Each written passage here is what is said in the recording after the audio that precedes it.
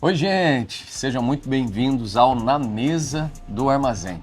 Hoje nós estamos aqui no nosso primeiro episódio e de um projeto que nasceu no nosso coração com o objetivo de levar a vocês uma mensagem da mesa. Como tem sido o nosso relacionamento com a mesa, como nós temos entendido que esse móvel tão simples e tão antigo pode mudar o nosso estilo de vida, a nossa rotina, não só alimentar, mas de relacionamento com a nossa família, com os nossos amigos. Então, mediante a essa intenção, mediante a esse desejo que nasceu o podcast Na Mesa do Armazém. Aqui nós traremos pessoas especiais, pessoas que levam a vida entendendo, e também aqueles que ainda não entenderam a importância desse momento de mesa, da importância de nós dedicarmos tempo a isso. Aqui nós faremos o possível para transformar a tua forma de ver a mesa e te ajudar, te auxiliar com dicas, com especialistas que trarão assuntos e conteúdos especiais para melhorar a sua vida e a tua rotina. Vem com a gente, hoje eu tenho um casal maravilhoso que vai falar de um estilo de vida novo, diferente, mas que eles estão levando assim de forma super leve. Foi difícil no começo, como toda mudança é, mas hoje eles tocam com maestria esse tema e esse assunto que tem sido tão complicado na nossa geração. Hoje vamos falar sobre celíacos. É isso aí, a intolerância ao glúten. Vem com a gente na Mesa do Armazém Vilarejo. Hoje a ideia é trazer para vocês de forma muito rápida e incisiva um assunto que é muito complexo. Claro que nós não vamos esgotar o assunto aqui nesse único episódio, mas hoje eu tenho aqui comigo um casal muito especial, Fernando Sultano, Ladmila Sultano, um casal querido, importado lá do interior de São Paulo, que vai falar para vocês hoje como está sendo a vida com duas filhas adolescentes, uma de 12 e uma de 14 anos, celíacas, intolerantes ao glúten. E nós vamos falar como foi a descoberta, qual foram os primeiros sintomas, como é que eles começaram a notar a diferença na alimentação delas e como tem sido essa adaptação, porque eles tiveram que mudar a vida deles. E isso é muito legal da gente falar numa mesa, porque aqui nós vamos aprender, nós vamos ouvir e também vamos poder explanar esse assunto que talvez você não seja, mas tem algum conhecido, alguém próximo a você que precisa aprender e ouvir um pouco mais sobre o que nós falaremos. Sejam muito bem-vindos, Fernando Sultano, Ladmila Sultano, e bora lá. Fer, e Lad, eu separei algumas perguntas e eu gostaria de ouvir vocês nesse assunto que é muito complexo. Nós estamos aqui no dia a dia no armazém e muitas pessoas chegam com esse tumulto dentro da mente. Meu Deus, e agora como vai ser minha vida? Não posso comer mais nada. O médico falou para eu cortar tudo para entender o que está acontecendo no meu corpo. São alergias, são inflamações intestinais. E eu gostaria de ouvir vocês, tendo duas filhas, a Manu e a Nanda, uma de 12 e uma de 14, como foi a descoberta? Qual foi assim o primeiro sinal que vocês olharam e falaram, opa, peraí, tem alguma coisa de diferente com as nossas filhas? E eu gostaria de ouvir o Fer e a Lad para a gente entrar nesse assunto tão relevante. Legal. Primeiramente, gratidão, né? Tamo junto. Participar desse primeiro episódio aqui, desse assunto tão importante, né? E na mesa do armazém, acho que tem tudo a ver com todos que precisam ouvir, né? Então, muito obrigado. E falando um pouquinho aqui, me apresentando, né? Meu nome é Fernando, com a minha esposa Ladmila, como o Gui apresentou. E temos as duas filhas, né? Manuela e Maria Fernanda, né? Manu com 12 anos e a Nanda com 14 anos. E depois eu vou passar para a Lad para ela explicar desde o início lá que nós descobrimos há 12 anos, né? Praticamente 11 anos, porque nós descobrimos pela Manu, né? A doença, né? Que é a doença celíaca. No começo foi assustador, né? Pô, o que será que é isso, né? Tipo, né? Uma doença celíaca. E com quantos anos mais ou menos, você lembra? Era uma criança pequena. A Manu tinha 1 ano e meio, um ano e meio. Assim. A Nanda já tinha os seus 3 aninhos, né? 3 anos e meio. E daí a gente ficou assustado. Daí eu, como pai, né? Falei, mas o que será isso, né? E agora? O que eu faço? Daí depois, no meio do caminho, diante desse desafio, a gente descobre que hoje as coisas, devido ao mercado, às soluções que existem, tornam as coisas mais fáceis, né? Então é bem legal. Eu vou passar para lá, e daí ela explica um pouquinho Muito sobre o bom. início, né? Como foi. Deixa com as mulheres, que elas, Elas que a entendem do memória é assunto. com elas. Muito bom, Lade. É. Então, é até legal explicar para todo mundo entender, né? Pra gente foi difícil. A Manuela, que é a mais nova, tinha 1 ano e meio. E ela tinha os sintomas, aparentemente, de uma criança com verme, sabe? Era uma barriga muito inchada, muito estufada.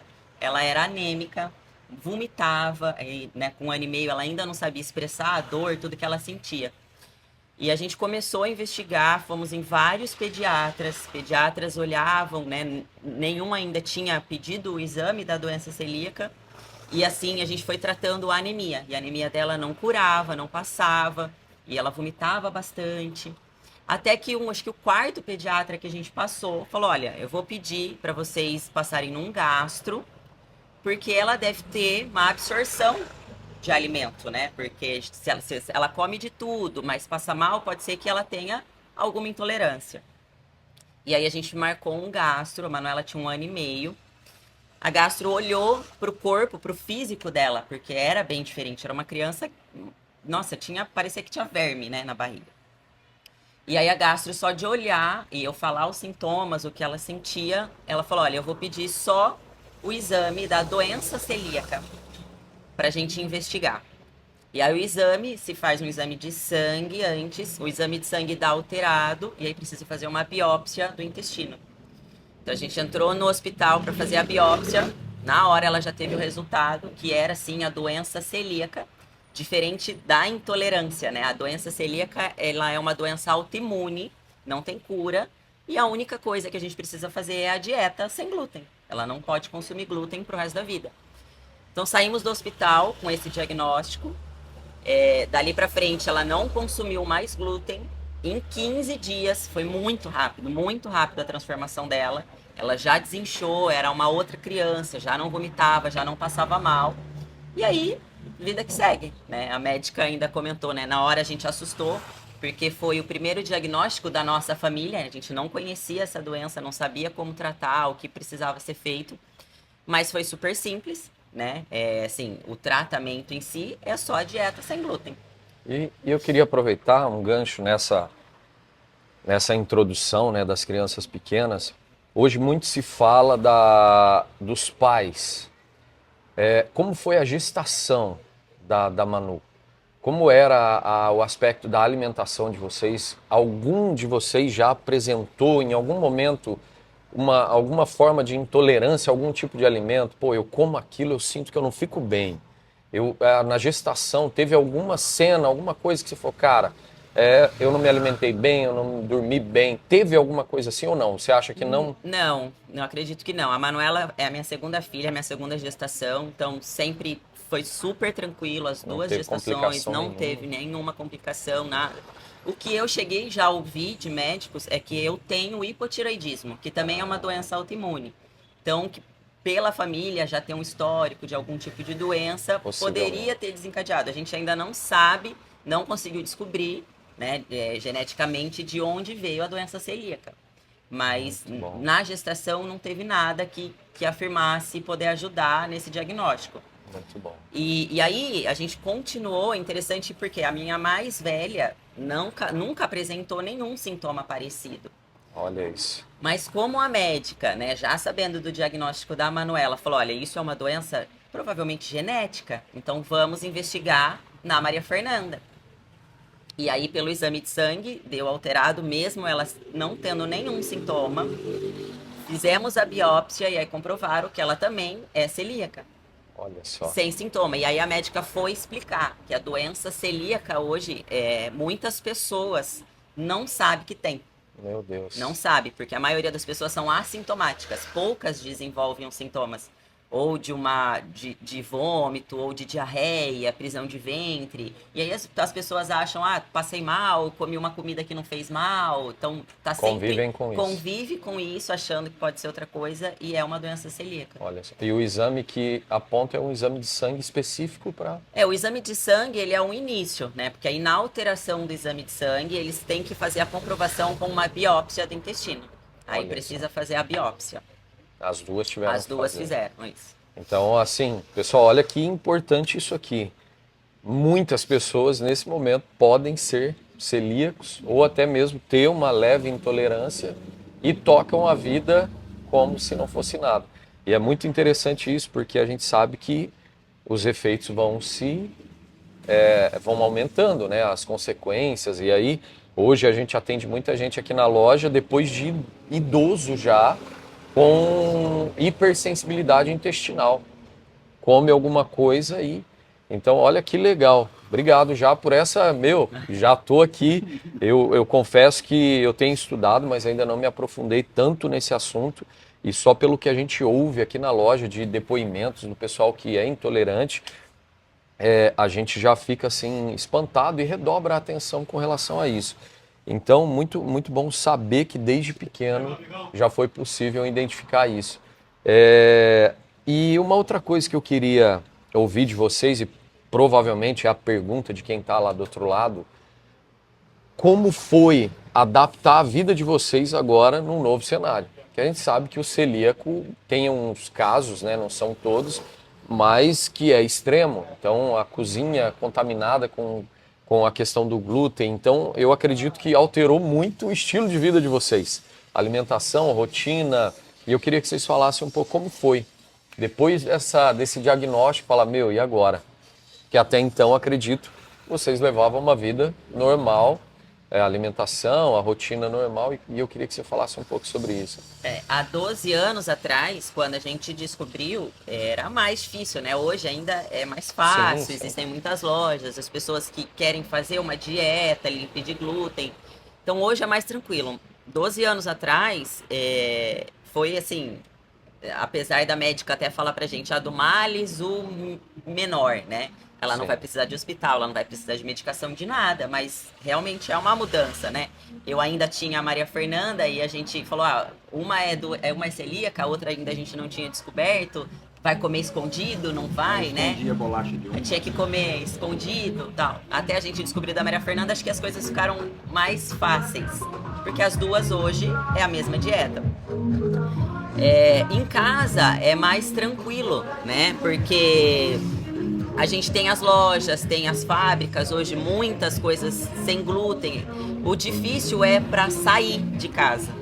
Então, ir a um restaurante, ir num aniversário infantil, né? A gente está aqui passeando, então ter toda essa alimentação específica delas.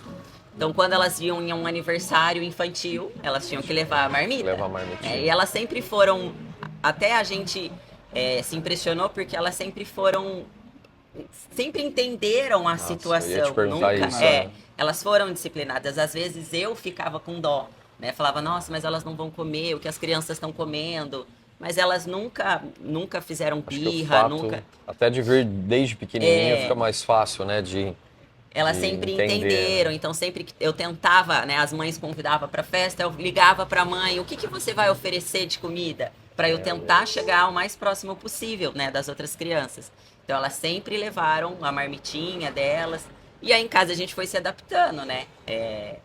Hoje ainda a gente não tem a cozinha em casa completamente separada, né? Então, infelizmente ainda acontece algum tipo de contaminação dentro de casa, mas é super leve. Elas hoje não têm mais nenhum tipo de sintoma, elas não passam mal. A gente sempre tenta fazer diferente. A gente come algumas coisas com glúten dentro de casa, mas tenta separar o máximo possível das coisas delas. Mas hoje em dia, graças a Deus, é um mercado que dá tá para crescendo. viver. Dá para viver sem glúten, tranquilo.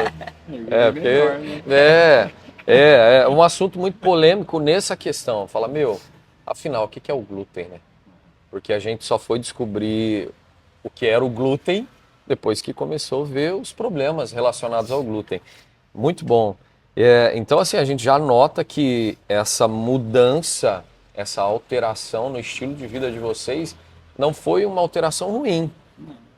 É claro que aprender a gostar de coisas novas, eu ouço muito pessoal falar que, cara, mas tem muita coisa ruim sem glúten, as coisas são ruins, são secas, são... Eu brinco, né, que eu tô no desafio do pão sem glúten já faz uns meses aí, e eu vejo como num pão com trigo, você faz de qualquer jeito e vira pão e bom.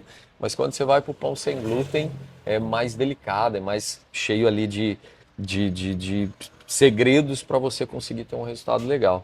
Muito bom. Então a gente já explanou um monte na questão de estar atento aos sinais, aos sintomas e deixar claro para o pessoal, isso já é muito legal.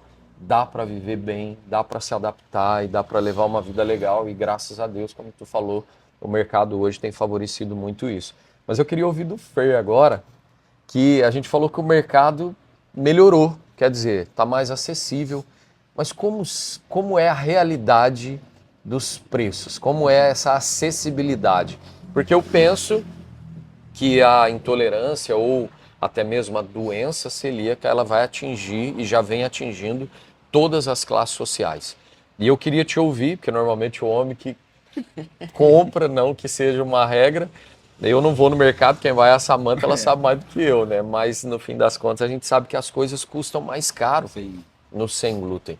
E eu queria te ouvir hoje, assim, realmente é mais caro? Por que vocês acham que o pessoal cobra tão mais caro, sendo que os ingredientes são muito parecidos, é tudo muito próximo ao trigo ali, eu vejo hoje, pelas experiências que eu tenho aqui, seria um oportunismo ou seria realmente um nicho de mercado complexo? Como que você enxerga isso, para o pessoal que está lá entender? Então, até uma dúvida minha, né? E daí a gente começa a aprender, a tentar entender. Mas porque assim, a diferença de valor ela é alta, né? Então, nós vemos até em mercados, né? Principalmente mercados, né? Com que tem as marcas específicas, a diferença, né? Então, quando você vai lá comprar um pãozinho normal lá, um pãozinho de forma que é 7, 8 reais, você vai para o outro que é menorzinho para 25 reais, né? Meu Deus. E a gente convive com isso há 11 anos, né? A gente até brinca, fala, a gente tem que trabalhar bastante, né? Mas, daí depois vem as outras soluções, né? A gente encontra muita coisa hoje sem glúten, por exemplo, o macarrão, né? Que é muito legal, sabe? O macarrão, o preço ele é super acessível, até igual, né? Tem uma marca específica lá que, putz, a gente vai lá e faz o macarrão sem glúten, a gente sabe que está comendo algo mais saudável, porque nós descobrimos com o passar do tempo e porque isso entrou na nossa vida, que você viver sem glúten é muito mais saudável, né? Sim, mais leve, né? Mais leve, quanto faz bem para para nossa saúde, para o nosso organismo. E essa adaptação foi legal. E quando nós vamos para essa realidade de preço, que foi a pergunta, realmente ela chega a assustar, né? Falando da impressão que nós tivemos, e até hoje nós falamos, né? Às vezes vai pegar lá, às vezes elas querem comer uns sucrilhos, né? Então você vai procurar um sucrilho sem glúten, daí ele é muito mais caro, né? E essa realidade, tipo, do porquê, e eu já me perguntei várias vezes, eu falo, por que é caro assim, né? Não era para ser mais barato, porque tirou o glúten. tirou um ingrediente, né? Era para ser mais barato. Só que daí a gente entende lá o quão... Processo. Processo, né? Então, assim, hoje nós temos lá em Campinas alguns lugares específicos que nós compramos, e a gente sabe, né, o cuidado. Então, assim, aquela cozinha especial, que não pode ter contaminação. Então, daí nós que também somos empresários, a gente sabe do processo, o trabalho que dá, o cuidado que tem que ter. Então, por isso se torna mais caro. Sim. E daí a gente começa a entender que é justo. E existe coisas que, na minha opinião, que chega a ser abusivo, né? Poderia ser, até quando a gente começa a conhecer, fala assim, vamos fazer um pão sem glúten? Né? A gente estava até conversando sobre isso. Você vê que os ingredientes realmente dá mais trabalho, então, ou seja, se torna um pouco mais caro mesmo, mas não precisa ser tão, né, mais caro. Mas é uma realidade. Fica a mensagem aí para os fabricantes sem glúten. Porque assim, a gente sabe, reconhece, mas não precisa ser tão, né? Abusivo. E daí existe lugares, né? E não puxando aqui para você, mas, por exemplo, aqui o Armazém Vilarejo, né? Que é uma realidade. Você vem, existe produtos acessíveis, preço bom, né? Gostoso, porque uma das dificuldades que nós temos é isso, né? Fala assim, pô, até acertar no pão, como você está falando, né? A gente já comprou várias marcas, né? Daí com os que ela não come, você vai Olha morder só, esfarela, até que você acha mais fofinho, né? tá Daí sempre daí você procurando, adere né? àquilo. Mas é isso, então a realidade pra gente no começo foi estranha, mas hoje a gente entende e a gente faz essas pesquisas para comprar, né? Muito Então bom. esse, Legal, esse é o objetivo, né? Buscar um pouquinho mais barato. Às vezes muito bom. Hoje a Lade faz receitas em casa sem glúten. Da Lade foi acertando o bolo sem glúten, já faz um bolo de cenoura Faz maravilhoso. parte da adaptação, né? Daí faz lá a torta sem glúten, Olha só né? que Então legal. começa a se reinventar na cozinha e a gente passa mais saudável também, né? Muito bom. Então, caminhando aqui já, né, para o fim, olha só quanta informação. E, e a pergunta que vai ser muito repetida aqui, eu queria ouvir de vocês para a gente finalizar. Até nessa adaptação meio inesperada, como é hoje a relação de vocês com a mesa? Porque tem que ir para a cozinha, tem que produzir, até para tornar a vida delas mais leve, já sabendo que elas vão ter que conviver com isso. E para a gente finalizar, eu queria ouvir assim, bem rápido, como é a relação de vocês com esse móvel tão precioso? Como é o tempo de mesa? Se para vocês é satisfatório sentar e mesmo que seja sem glúten, mas partilhar. E eu queria assim que vocês, para a gente finalizar, falassem. Então, respondendo essa pergunta, hoje, tá, para sendo bem realista, é um dos momentos mais importantes e o quanto que nós prezamos para isso, né? Esse momento de mesa, né, em família. Porque em muitas ocasiões, né, passadas, a gente na alimentação sempre disperso, né? Vai lá, um come num ambiente, outro come no outro. E depois que nós nos aprofundamos, principalmente na palavra de Deus, né, sobre a importância da mesa dentro do nosso lar, e a gente começa a ter a fé suficiente, entendendo que é importante, o quão importante é, a gente não quer mais desgrudar da mesa, né? Então hoje nós temos uma rotina muito legal, sabe? E nós temos também outros objetivos e até no café da manhã às vezes que é mais corrido dentro de casa, né? Que vai para a escola e tal, sentar à mesa para tomar o café, para a gente ter um momento de oração antes de começar o dia, né? E depois um bate-papo de como vai ser o dia, qualquer ideia. E depois o nosso almoço já é um hábito há alguns anos até de sentar, orar, né? Ter esse momento de comunhão entre família, um bate-papo com a esposa, com as filhas. Que legal. Então, assim, opinião, e já finalizando, que a mesa é o móvel mais importante da nossa casa.